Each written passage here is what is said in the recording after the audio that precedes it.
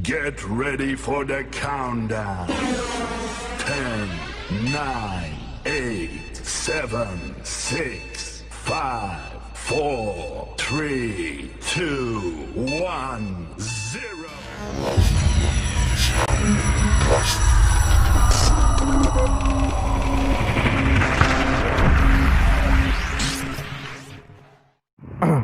Bismillahirrahmanirrahim. Assalamualaikum warahmatullahi wabarakatuh. Di sini saya akan menjelaskan materi saya, mata kuliah manajemen konflik dengan judul hubungan industrial. Pertama, hubungan industrial itu sumber terjadinya konflik. Sumber terjadinya konflik pada umumnya itu perbedaan pendapat. Perbedaan pendapat itu apa? Suatu konflik yang terjadi karena perbedaan pendapat di mana masing-masing pihak merasa dirinya benar. Tidak ada yang mau mengaku kesalahannya. Dan apabila perbedaan pendapat tersebut amat tajam, maka dapat menimbulkan rasa kurang enak, ketegangan, dan sebagainya. Yang kedua, B itu salah paham. Salah paham merupakan salah satu hal yang dapat menimbulkan konflik.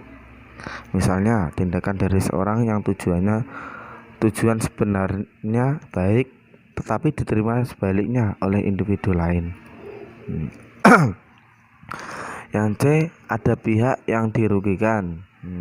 Tindakan salah satu pihak mungkin dianggap merugikan yang lain atau masing-masing pihak merasa dirugikan pihak lain, sehingga seorang yang dirugikan merasa kurang enak, kurang senang, atau bahkan membenci. Yang D, perasaan sensitif.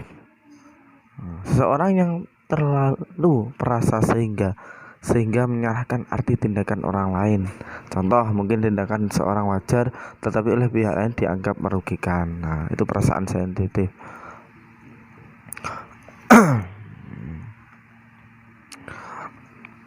Menurut Handoko menyatakan bahwa sumber konflik adalah yang pertama itu komunikasi. Komunikasi itu salah satu pengertian yang berkenaan dengan kalimat bahasa yang sulit dimengerti atau informasi yang mendua dan tidak lengkap, serta gaya individu manajer yang tidak konsisten. Yang kedua itu struktur. Pertarungan kekuasaan antara departemen dengan kepentingan atau sistem penilaian yang bertentangan, persaingan untuk memperebutkan sumber-sumber daya yang terbatas atau saling ketergantungan dua atau lebih. Yang ketiga, pribadi. Ketidaksesuaian tujuan atau nilai-nilai sosial pribadi karyawan dengan perilaku yang diperankan pada jabatan mereka dan perbedaan dalam nilai-nilai atau persepsi. Sekarang jenis konflik. Jenis konflik menurut Wijono terdapat 3, yaitu yang pertama approach konflik. Apa itu approach konflik? Yaitu kondisi di mana seorang didorong untuk melakukan pendekatan positif terhadap dua persoalan bahkan lebih, namun tujuan yang dicapai saling terpisah antara satu yang lain. Yang B, approach avoidance conflict. Apa itu approach avoidance conflict? Yaitu kondisi di mana seorang didorong untuk melakukan pendekatan pada persoalan yang mengacu dalam satu tujuan dan pada waktu yang bersamaan didorong untuk melakukan pada persoalan tersebut, dan tujuannya dapat mengandung nilai positif dan negatif bagi orang yang mengalami konflik tersebut. Yang C, avoidance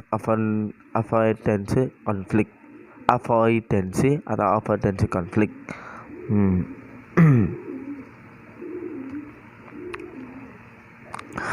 Apa itu avoidance konflik? Yaitu kondisi di mana seseorang didorong untuk menghindari dua atau lebih permasalahan yang berdampak negatif, tapi tujuan yang dicapai saling terpisah satu sama lain.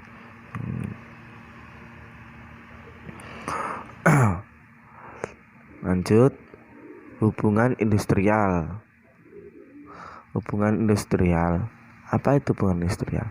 Hubungan industrial adalah hubungan semua pihak yang terkait atau berkepentingan atas proses produksi barang atau jasa di suatu perusahaan.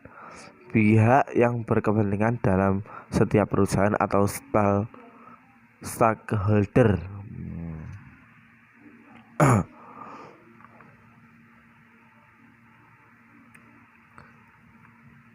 Pihak yang berkepentingan dalam setiap perusahaan atau stakeholder. Yang pertama, pengusaha atau pemegang saham yang sehari-hari diwakili oleh pihak manajemen. Yang kedua, para pekerja atau buruh dan serikat pekerja atau serikat buruh. Yang ketiga, supplier atau perusahaan pemasok. Keempat, konsumen atau para pengguna produk atau jasa. Yang kelima, perusahaan pengguna. Yang keenam, masyarakat sekitar. Yang ketujuh, pemerintah. Di samping para stakeholder tersebut, para pelaku hubungan industrial juga melibatkan yang pertama itu para konsultan hubungan industrial atau pengacara. Yang kedua, para arbitrator atau konsiliator, mediator, dan akademisi. Yang ketiga, hakim-hakim pengadilan hubungan industrial. Abdul Karim menjelaskan istilah hubungan industrial merupakan terjemah dari labor relation atau hubungan perburuan. Istilah ini pada awalnya menganggap bahwa hubungan perburuan hanya membahas masalah-masalah hubungan antara pekerja atau buruh dan pengusaha. Lanjut, tujuan hubungan industrial.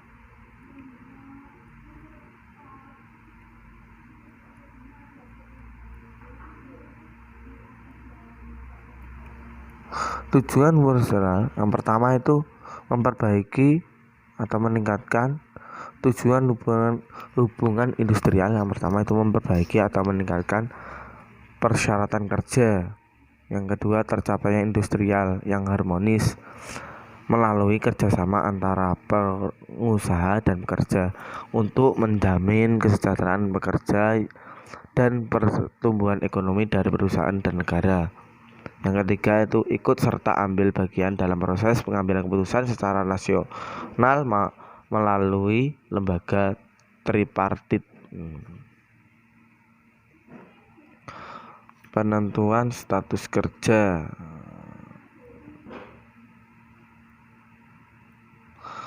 Menurut pasal 60 ayat 2 Undang-Undang Nomor 13 Tahun 2003 PKWTT atau karyawan permanen dapat mensyaratkan adanya masa percobaan paling lama 3 bulan atau dinamakan training. Oleh karena itu, masa pekerja bagi karyawan PKWTT atau permanen akan dihitung atau dimulai sejak tanggal selesai masa percobaan sebagaimana tercantum dalam perjanjian kerja atau sejak tanggal yang tertulis di dalam surat pengangkatan bagi karyawan yang bersangkutan. Namun terkadang ada kalanya perjanjian kerja tidak dibuat secara tertulis. Dalam hal PKWTT dibuat secara lisan, maka pihak perusahaan wajib membuat surat pengangkatan bagi karyawan yang bersangkutan. Dan status permanen karyawan yang bersangkutan tersebut terhitung sejak awal pengangkatan yang tercantum di dalam surat pengangkatan tersebut. Model pemecahan konflik adalah yang pertama, eliminasi. Apa itu eliminasi? Yaitu pengunduran diri di salah satu pihak yang terlibat di dalam konflik yang diungkapkan dengan ucapan antara lain kami mengalah, kami keluar, dan sebagainya. Nah, yang kedua itu subjugasi atau dominasi, yaitu orang yang pihak yang mempunyai kekuatan terbesar dalam memaksa orang atau pihak lain mentaatinya. Bagi pihak-pihak yang terlibat, contoh adalah bagi pihak contoh yang terlibat. Yang ketiga, aturan mayoritas, yaitu suara terbanyak yang ditentukan melalui voting yang untuk mengambil keputusan tanpa mempertimbangkan argumentasi. Aturan mayoritas. Sekarang yang keempat, persetujuan minoritas, yaitu kemenangan kelompok mayoritas yang diterima dengan senang hati oleh kelompok minoritas. Kelompok minoritas sama sekali tidak merasa dikalahkan dan sepakat untuk melakukan kerjasama dengan kelompok mayoritas. Yang kelima, kompromi, yaitu jalan tengah yang dicapai oleh pihak-pihak yang terlibat di dalam konflik. Yang keenam, integrasi, yaitu mendiskusikan, menelaah, dan mempertimbangkan kembali pendapat-pendapat sampai diperoleh suatu keputusan yang memaksa suatu pihak. Sekarang penyelesaian di tingkat niaga. Pada penjelasan pasal 10 Undang-Undang Nomor 14 Tahun 1970 tentang ketentuan pokok kekuasaan kehakiman, telah diatur bahwa pada peradilan umum untuk diadakan pengkhususan berupa pengadilan lalu lintas, pengadilan anak-anak, pengadilan ekonomi, dan sebagainya. Dengan undang-undang untuk itu berdasarkan pasal 280 ayat 1 Undang-Undang Nomor 4 Tahun 1998. Pengadilan niaga telah ditempatkan berada di lingkungan peradilan umum. Dalam hal ini adalah pengadilan niaga. Khususan pengadilan niaga ini adalah dari permasalahan yang merupakan kompetensinya dan dari proses peradilan yang akan ditempuh oleh pencari keadilan. Peradilan niaga mempunyai sistem sendiri, yaitu tidak mengenal pengadilan tingkat banding atau pengadilan tinggi. Penyederhanaan ini dilakukan agar konsisten dengan tujuan pembentukan.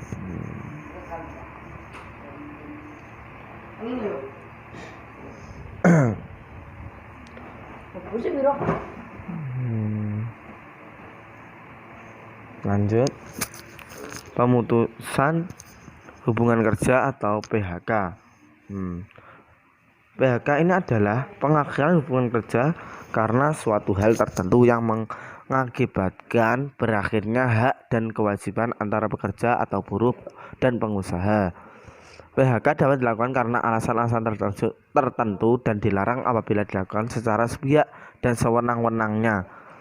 Pengusaha wajib merundingkan perihal PHK dengan serikat pekerja atau dengan pekerja. Apabila perundingan tersebut tidak menghasilkan persetujuan, maka PHK hanya dapat dilakukan setelah memperoleh penetapan dari lembaga penyelesaian perselisihan hubungan industrial atau pengadilan hubungan industrial. Lanjut.